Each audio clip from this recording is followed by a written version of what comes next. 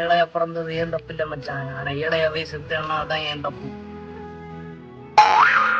கவலைப்படாத மச்சான். ஏன்னா வந்து நான் ஃபர்ஸ்ட் ஓட்டணும். என்ன சாய்?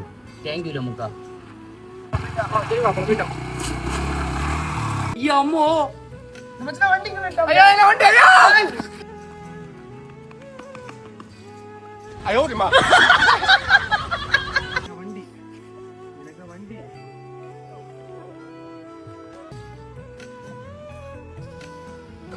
நான் ஏழையா பிறந்தது ஏன் தப்பு இல்ல மச்சான்.